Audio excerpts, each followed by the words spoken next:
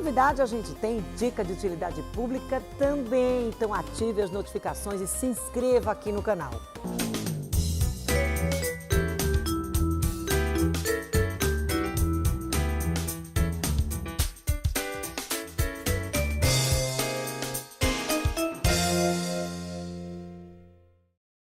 Olá, sejam bem-vindos a mais uma edição do programa Utilidade Pública. Hoje o programa é destinado àquelas pessoas que vivem em busca da aprovação em um concurso público, aqueles concurseiros de plantão. Sejam aqueles que estudam apenas ou aqueles que trabalham, estudam e vêm aí nessa peleja e faz o concurso, não passa, faz outro concurso, não passa.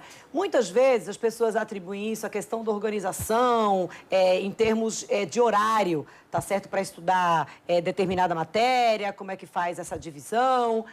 Mas olha, gente, tem uma outra questão que precisa ser bem trabalhada. É a organização da mente para quem vai fazer o concurso público. E para ajudar a gente aqui nessa organização da mente, a gente recebe Priscila Randall. Olha, já é parceira do nosso programa, do programa Utilidade Pública, desde o início do programa Utilidade Pública, e está sempre se reinventando e sempre trazendo assunto novo. Priscila, muito obrigada por estar retornando ao programa Utilidade Pública. É uma honra. Eu que agradeço sempre essa oportunidade de falar que organização é tudo que está na nossa vida, em qualquer lugar.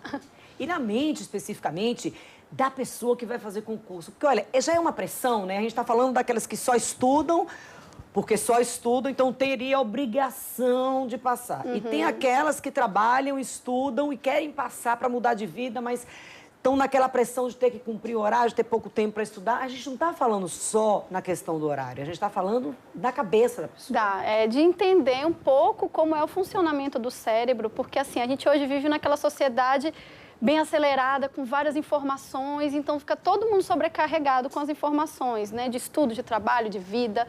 E é o que acontece, a gente precisa organizar de uma forma que a gente consiga otimizar o nosso estudo, porque tem gente que estuda o dia inteiro e não consegue um resultado bom, e tem gente que estuda um pouquinho e consegue um resultado bom. Isso é tudo a forma como estuda, a organização, a rotina e as técnicas, né? Então, as técnicas também são importantes, porque às vezes as pessoas não querem dar uma pausa, quer estudar 4, 5 horas seguidas, mas o cérebro precisa de uma pausa. Qual seria a dica para essa questão do horário, do estudo, de quanto tempo a pessoa deve fazer essa pausa? A gente sabe que a gente depende de cada um, tá? Cada um vai ter a sua individualidade.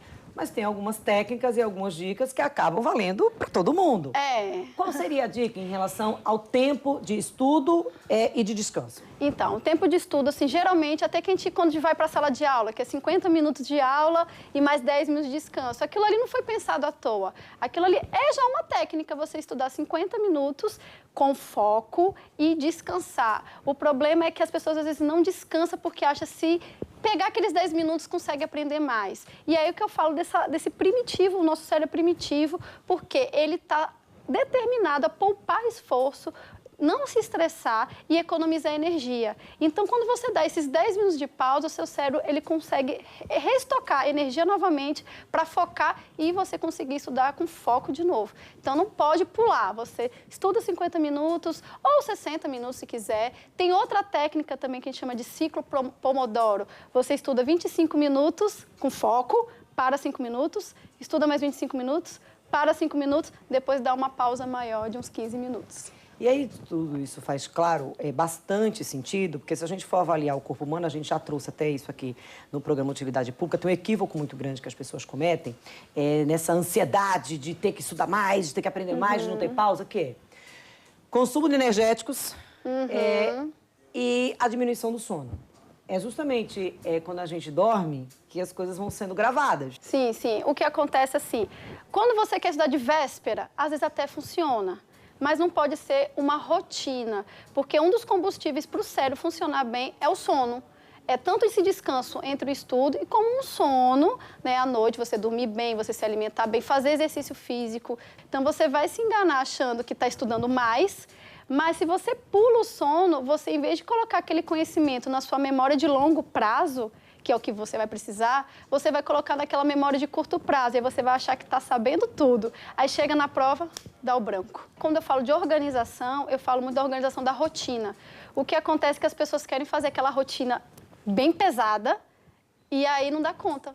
No primeiro mês ela até faz, depois não consegue mais seguir. Então, o ideal é que você faça uma rotina equilibrada. Até a gente tem até uma porcentagem. Exemplo, se você faz um cursinho, você estuda, tem uma aula de 3 horas no cursinho, pegue 1h30 a metade, 1h30 para estudar em casa. E colocar dentro da sua rotina tudo. Tenta equilibrar o seu horário de estudo com o seu horário de relaxamento, com o seu horário de namorar, de curtir a família, de passear. Tentar equilibrar em termos de tempo e não ficar tão estressado no início e aí depois abandonar a rotina e aí ter um prejuízo depois no futuro. Você alia foco, disciplina com técnica. Rotina. Você está muito mais à frente dessa colocação do que várias outras pessoas que estão ali inscritas. A gente vai dar uma pausa agora no programa Utilidade Pública, mas a gente volta já depois do intervalo.